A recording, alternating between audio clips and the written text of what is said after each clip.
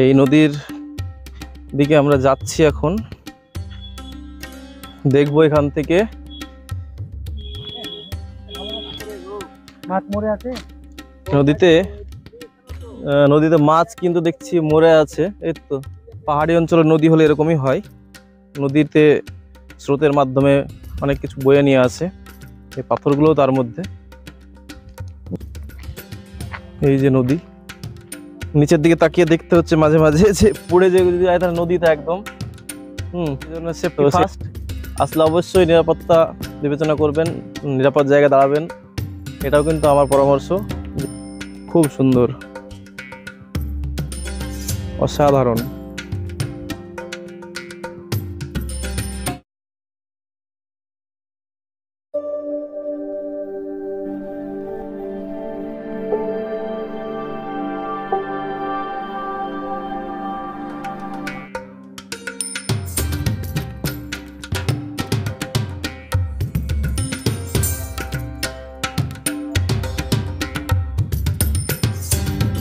হাঁটতে হাঁটতে চলে এসেছি গভীর জঙ্গলে।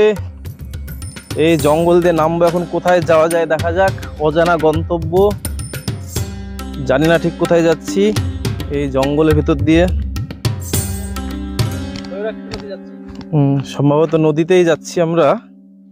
আমার বন্ধু বলল যে আমরা ময়ূরাক্ষী নদীতে যাচ্ছি। এই নদীর দিকে আমরা যাচ্ছি এখন,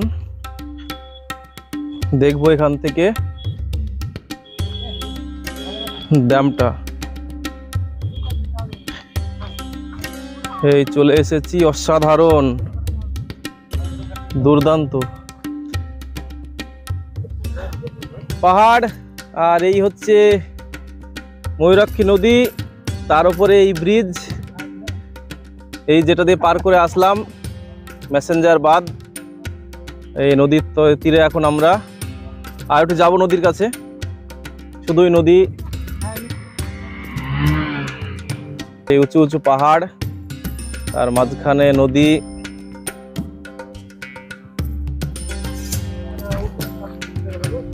আলটিমেট আমরা নদীর তীরে চলে এসেছি।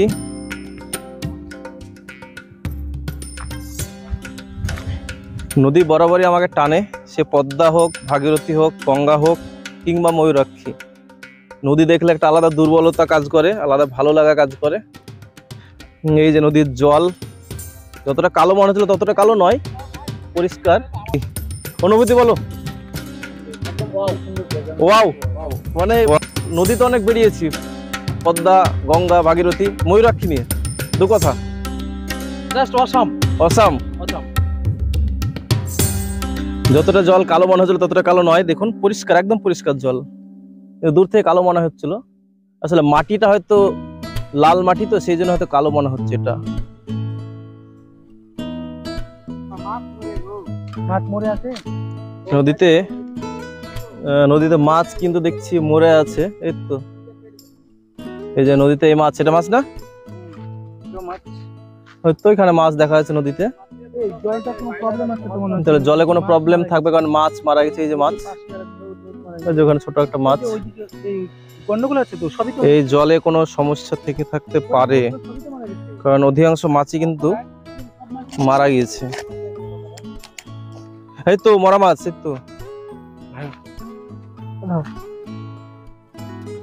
এই যে দেখায় আপনাদেরকে, মাছ নদীতে মরে পড়েছে, অনেক মাছ কিন্তু দেখছি। এই যে মাছটা কিন্তু মারা গিয়েছে, মাছটা এরকম পুরো নদীর অধিকাংশ মাছই কিন্তু মারা যাওয়া দেখছি। সত্যি ওই দূরে যে একটা আইল্যান্ড আছে, সেই আইল্যান্ডটায় যাবো আমরা এখন। দূরে একটা দ্বীপ মতো মনে হচ্ছে, সেই দ্বীপটাই আমরা নিয়ে যাবো এখন। ওই আইল্যান্ডটার উদ্দেশ্যে ওই আইল্যান্ডটার দিকে যাচ্ছি। দূরে যে একটা আইল্যান্ড দেখা যাচ্ছে, এই নদী, আর এই পেছনে ড্যাম, আর এই যে পাহাড়।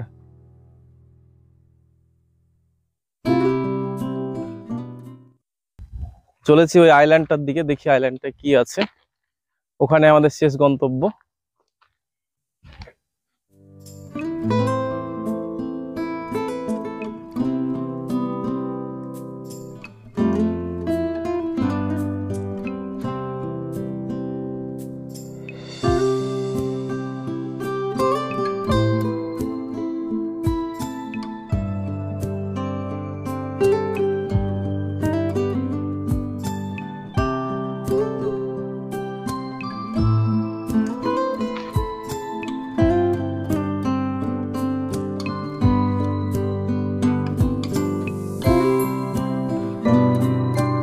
বলছিলাম যে আইল্যান্ডের কাছে আসবো, আইল্যান্ডের কাছে চলে এসেছি। নদীটা এখানে এসে এই দিক দিয়ে বয়ে গিয়েছে, মানে মাঝখানে একটা চর জেগে উঠেছে, সেই চরে আমরা আছি। সামনে আরো একটা আইল্যান্ড আছে, ওই আইল্যান্ডে যাওয়া কঠিন, কারণ ওটা যাওয়ার রাস্তা আমরা দেখতে পাচ্ছি না। এই পর্যন্ত আসা যাবে।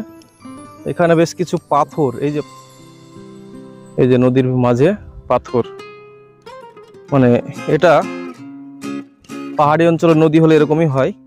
নদীতে স্রোতের মাধ্যমে অনেক কিছু বয়ে নিয়ে আসে, এই পাথরগুলো তার মধ্যে। তো এই যে এই চরে, ময়ূরাক্ষীর চরে এখন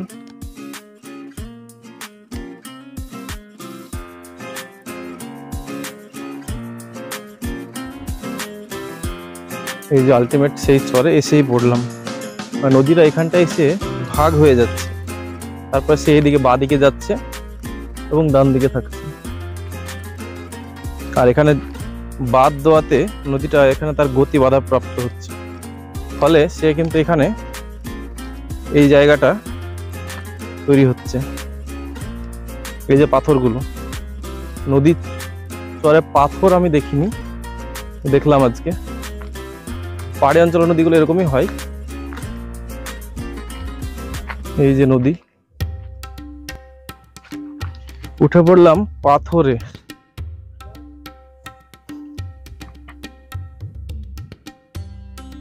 এই যে পাথরগুলো আপনাদের দেখাই, খুব সুন্দর, অসাধারণ।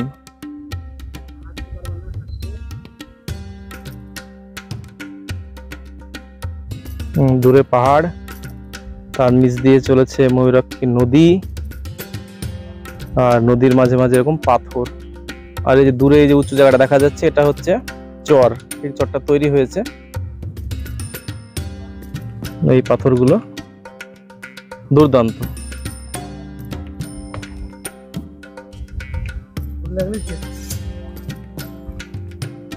এই পেছনে মেসেঞ্জার ড্যাম, মেসেঞ্জার বাঁধ। তাহলে অসাধারণ একটা জায়গা, একদিকে বাঁধ, মাঝে নদী, দুই দিকে পাহাড়, এবং নদীর মাঝে এই যে নুড়ি পাথরগুলো বয়ে এসছে, এই যে পাথরগুলো, এই পাথরগুলো কিন্তু নদীর মাঝেই আছে।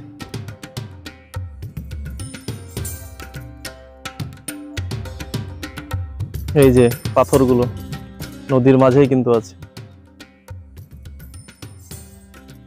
নিচের দিকে তাকিয়ে দেখতে হচ্ছে মাঝে মাঝে যে পড়ে যে যদি যায় তাহলে নদীতে একদম।